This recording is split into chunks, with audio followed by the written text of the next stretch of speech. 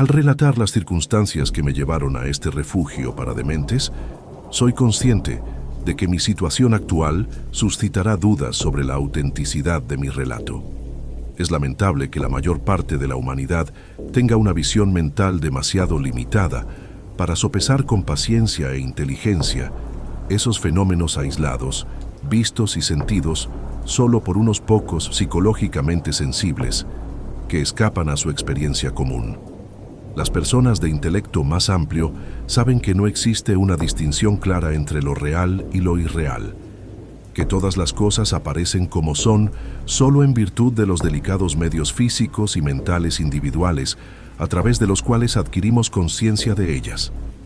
Pero el materialismo prosaico de la mayoría condena como locura los destellos de supervisión que penetran el velo común del empirismo evidente.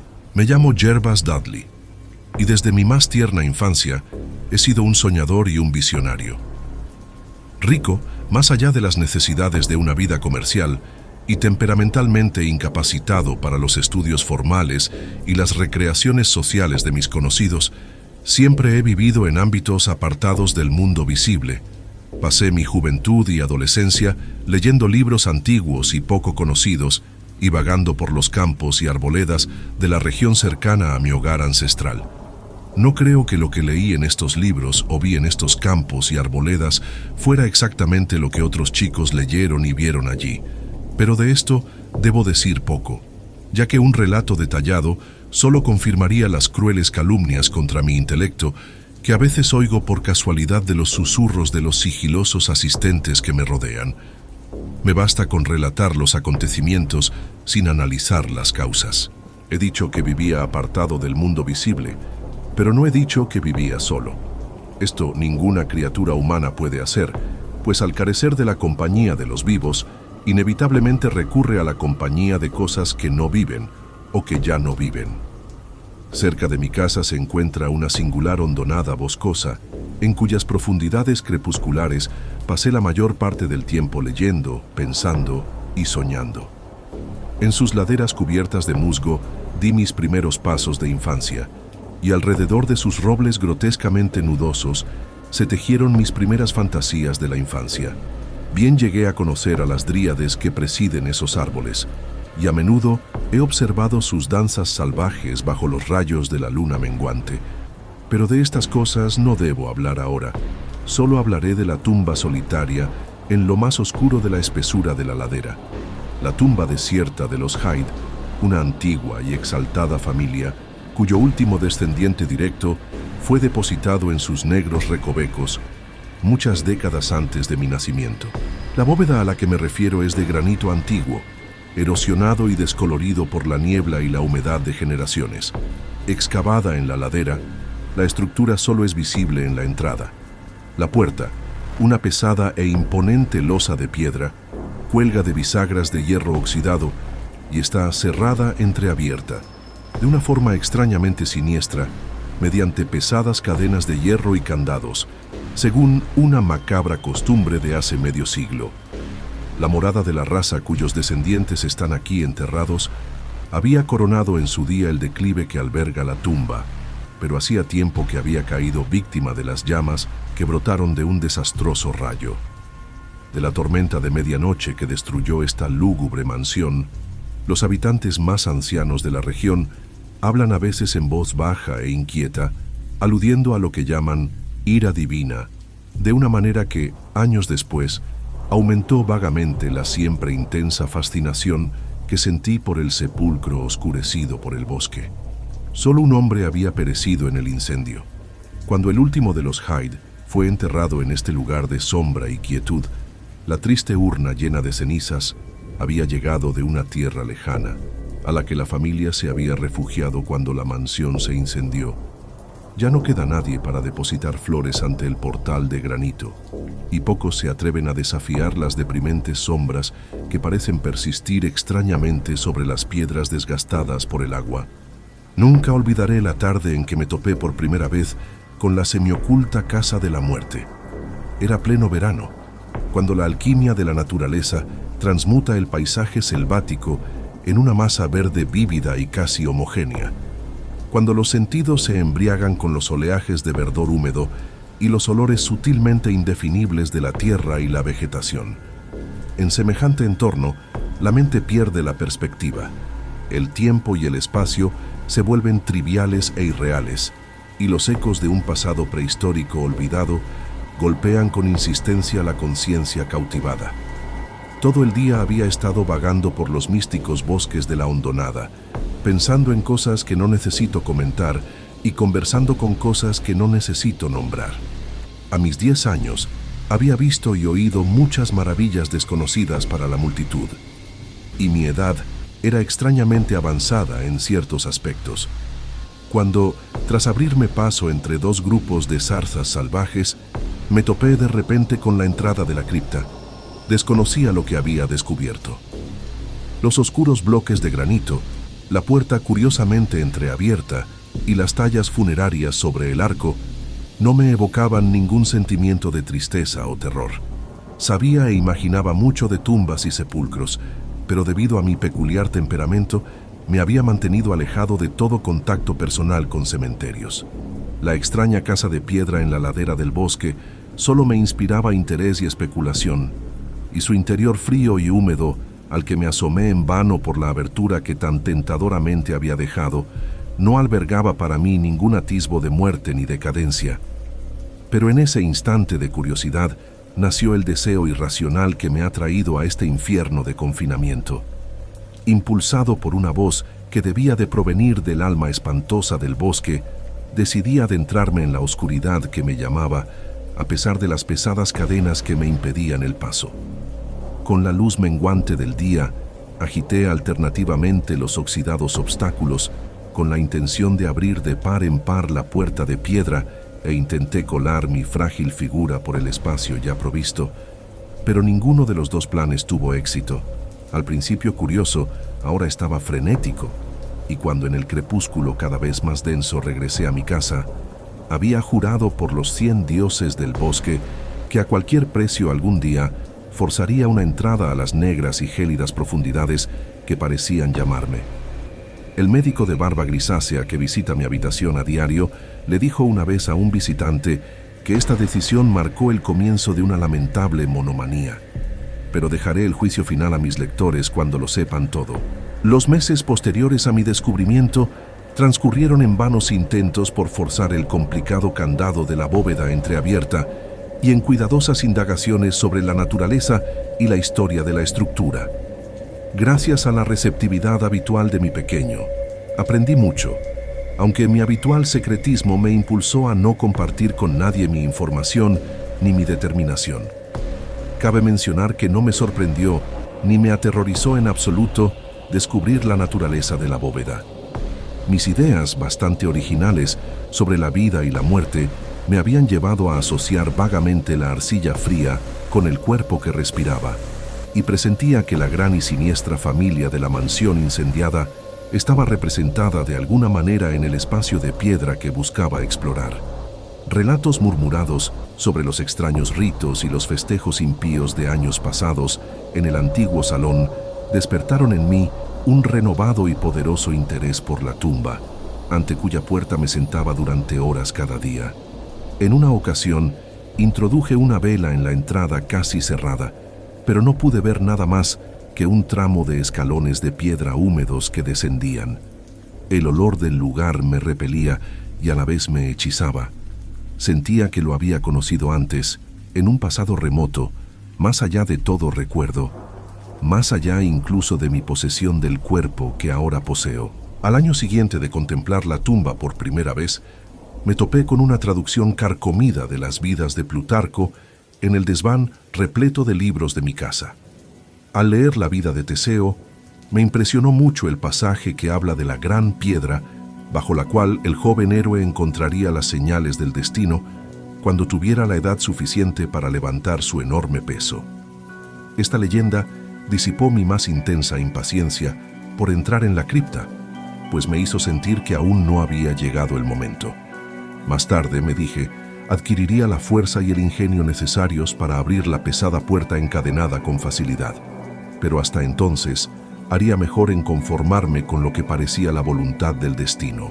En consecuencia, mis guardias junto al húmedo portal se volvieron menos persistentes, y pasaba gran parte de mi tiempo en otras actividades igualmente extrañas. A veces me levantaba muy silenciosamente por la noche, escabulléndome para pasear por los cementerios y lugares de enterramiento de los que mis padres me habían privado. No puedo decir qué hacía allí, pues ahora no estoy seguro de la realidad de ciertas cosas, pero sé que al día siguiente de semejante paseo nocturno, a menudo asombraba a quienes me rodeaban con mi conocimiento de temas casi olvidados durante muchas generaciones. Fue después de una noche como esta que escandalicé a la comunidad con una extraña idea sobre el entierro del rico y célebre hacendado Brewster, un creador de historia local que fue enterrado en 1711 y cuya lápida de pizarra, con una calavera y huesos cruzados grabados, se estaba desmoronando lentamente. En un momento de imaginación infantil, juré no solo que el empresario de pompas fúnebres, Goodman Simpson, había robado los zapatos con hebillas de plata, las medias de seda y la ropa interior de satén del difunto antes del entierro, sino que el propio señor, no del todo inanimado, se había revuelto 2 veces en su ataúd cubierto por un túmulo al día siguiente del entierro. Pero la idea de entrar en la tumba no abandonó mi mente. De hecho, me estimuló el inesperado descubrimiento genealógico de que mi ascendencia materna poseía al menos un ligero vínculo con la supuesta extinta familia de los Hyde. Último de mi raza paterna, yo era también el último de esta línea más antigua y misteriosa. Empecé a sentir que la tumba era mía y a esperar con ardiente ansia el momento en que pudiera cruzar esa puerta de piedra y bajar esos escalones de piedra resbalosos en la oscuridad. Entonces, adquirí la costumbre de escuchar con mucha atención en el portal entreabierto, eligiendo mis horas favoritas de la quietud de la medianoche para alguna vigilia ocasional. Al llegar a la mayoría de edad, había hecho un pequeño claro en la espesura frente a la fachada mohosa de la ladera, permitiendo que la vegetación circundante rodeara y cubriera el espacio como las paredes y el techo de una glorieta selvática. Esta glorieta era mi templo, la puerta cerrada mi santuario, y allí me tumbaba, tendido sobre el suelo musgoso, pensando y soñando cosas extrañas. La noche de la primera revelación fue bochornosa. Debí de quedarme dormido de cansancio, pues fue con una clara sensación de despertar que oí las voces. Dudo en hablar de esos tonos y acentos, de su calidad. No hablaré, pero puedo decir que presentaban ciertas diferencias inquietantes en vocabulario, pronunciación y forma de hablar. Todos los matices del dialecto de Nueva Inglaterra, desde las sílabas toscas de los colonos puritanos hasta la retórica precisa de hace 50 años, parecían estar representados en ese coloquio sombrío, aunque solo más tarde me di cuenta. En ese momento, de hecho, otro fenómeno distrajo mi atención. Un fenómeno tan fugaz que no podía asegurar su realidad. Apenas imaginé que, al despertar, una luz se había extinguido apresuradamente dentro del sepulcro hundido. No creo que me sintiera asombrado ni presa del pánico, pero sé que esa noche cambié profunda y permanentemente. Al regresar a casa, fui sin rodeos a un cofre podrido en el ático, donde encontré la llave que al día siguiente abrió con facilidad la barrera que durante tanto tiempo había forzado en vano. Fue en la suave luz del atardecer que entré por primera vez en la bóveda de la ladera abandonada. Me invadió una sensación de hechicería, y mi corazón dio un vuelco con una exultación que apenas puedo describir.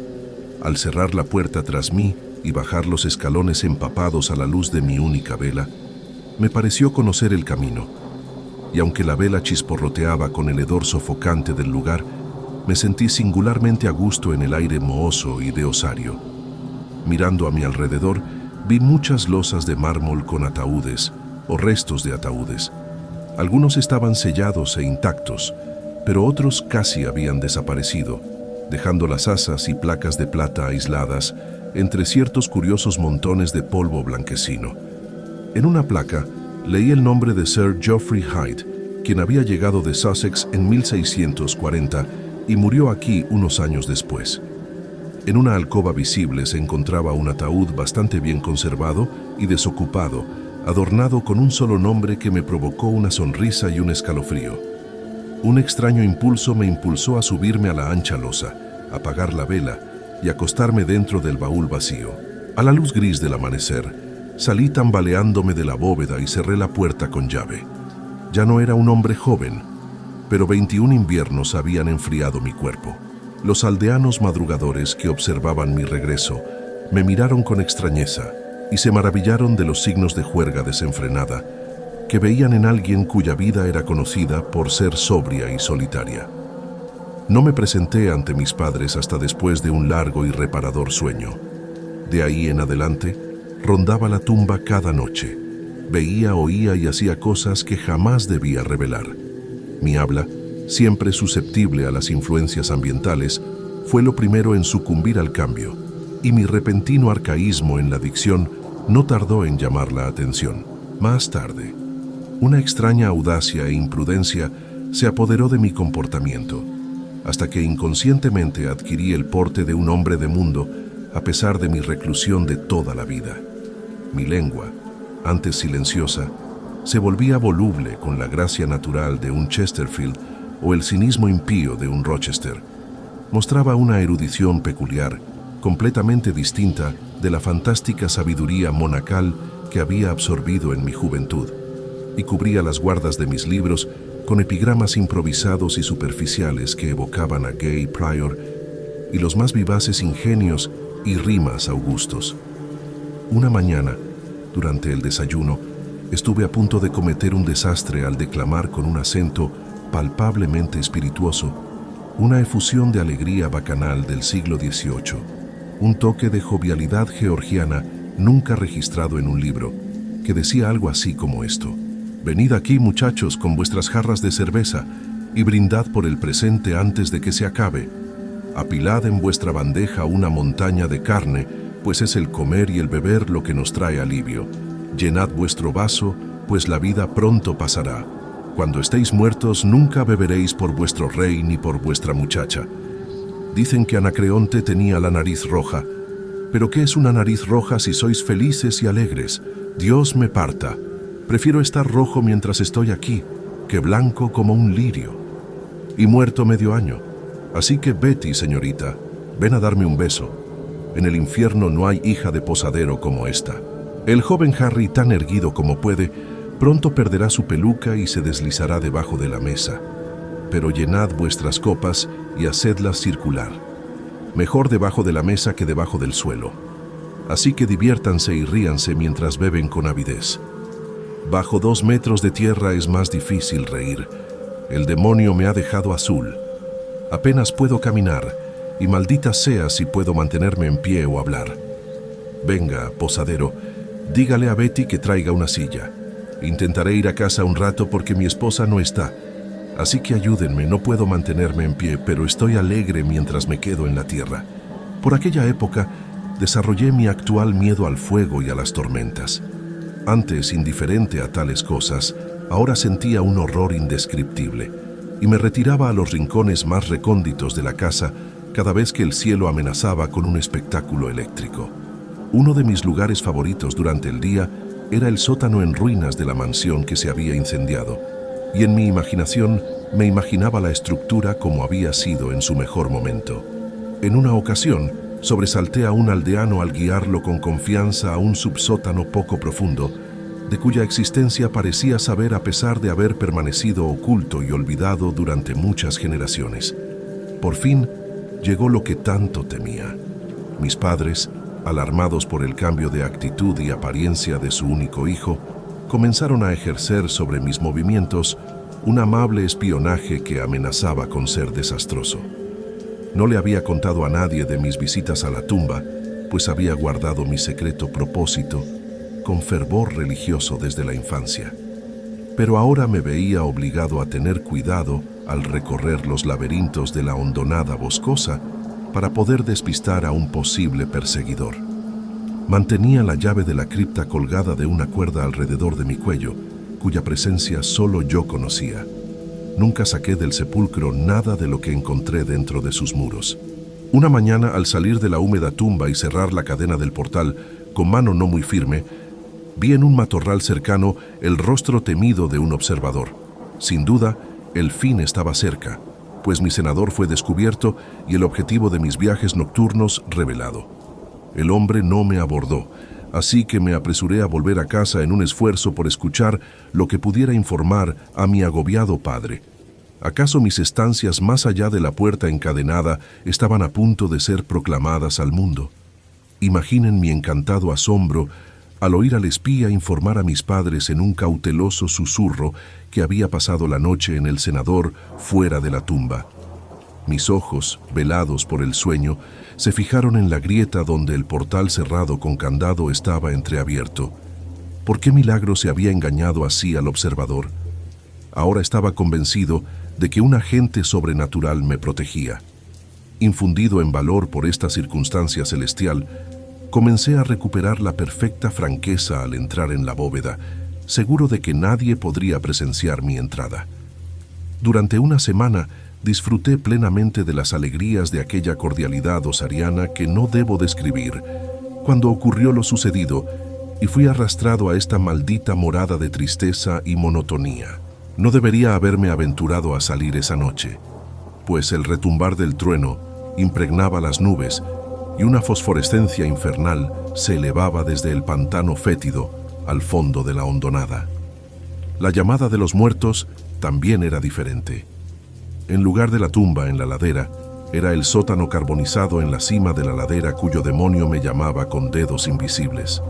Al emerger de una arboleda intermedia en la llanura frente a las ruinas, contemplé a la brumosa luz de la luna, algo que siempre había esperado vagamente.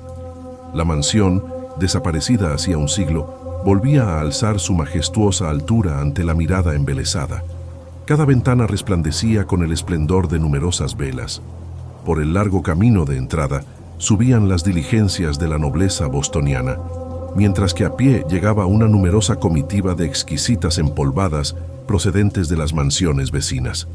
Me mezclé con esta multitud, aunque sabía que pertenecía más a los anfitriones que a los invitados. Dentro del salón reinaban la música, las risas y el vino por doquier. Reconocí varios rostros, aunque los habría reconocido mejor si hubieran estado marchitos o carcomidos por la muerte y la descomposición. En medio de una multitud salvaje e imprudente, yo era el más salvaje y abandonado. La blasfemia alegre brotaba a raudales de mis labios, y en mis escandalosas salidas no hacía caso de ninguna ley de Dios, del hombre ni de la naturaleza. De repente, un trueno, resonante incluso por encima del estruendo de la juerga porcina, rasgó el techo y sembró un silencio de miedo sobre la bulliciosa concurrencia. Rojas lenguas de fuego y abrasadoras ráfagas de calor envolvieron la casa, y los juerguistas, aterrorizados ante la llegada de una calamidad que parecía trascender los límites de la naturaleza descontrolada, huyeron chillando en la noche. Solo yo permanecí, clavado en mi asiento por un miedo servil que nunca antes había sentido. Y entonces, un segundo horror se apoderó de mi alma. Quemado vivo hasta las cenizas, mi cuerpo dispersado por los cuatro vientos, quizás jamás yaceré en la tumba de los Hydes. ¿Acaso no me prepararon el ataúd? ¿No tenía derecho a descansar eternamente entre los descendientes de Sir Geoffrey Hyde? Sí, reclamaría mi herencia de muerte, aunque mi alma buscara a través de los siglos otra morada corpórea que la representara en esa losa vacía en la hornacina de la cripta.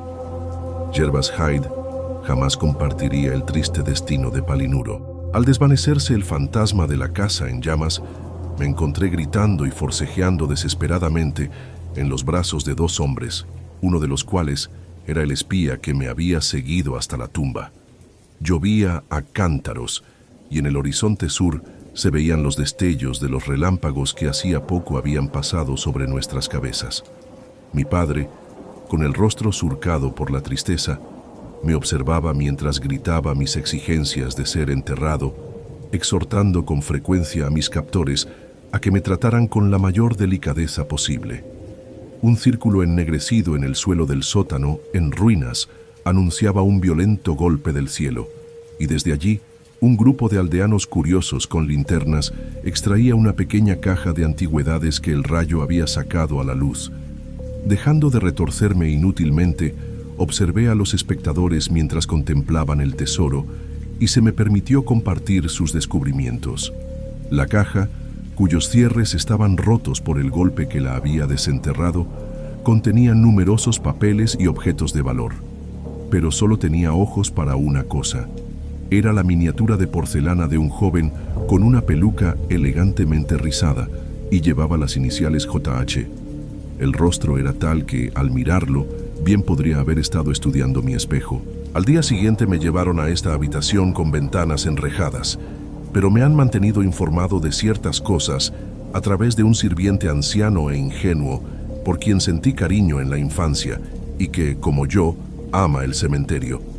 Lo que me he atrevido a relatar de mis experiencias dentro de la cripta solo me ha provocado sonrisas compasivas. Mi padre, que me visita con frecuencia, declara que en ningún momento pasé por el portal encadenado y jura que el candado oxidado no había sido tocado en 50 años cuando lo examinó. Incluso dice que todo el pueblo sabía de mis viajes a la tumba y que a menudo me observaban mientras dormía en la glorieta frente a la lúgubre fachada, con los ojos entreabiertos fijos en la grieta que conduce al interior. No tengo pruebas tangibles que ofrecer contra estas afirmaciones, ya que perdí la llave del candado en la lucha de aquella noche de horrores. Él descarta las extrañas cosas del pasado que aprendí durante aquellos encuentros nocturnos con los muertos, considerándolas fruto de mi omnívora búsqueda de toda la vida entre los antiguos volúmenes de la biblioteca familiar. De no haber sido por mi viejo sirviente Hiram, para entonces ya estaría completamente convencido de mi locura. Pero Hiram, leal hasta el final, ha tenido fe en mí y ha hecho lo que me impulsa a hacer pública al menos una parte de mi historia. Hace una semana, forzó la cerradura que encadena la puerta de la tumba, siempre entreabierta, y descendió con una linterna a las oscuras profundidades. Sobre una losa de una hornacina, encontró un ataúd viejo pero vacío, cuya placa deslustrada lleva la única palabra Gervas. En ese ataúd y en esa cripta me han prometido que seré enterrado.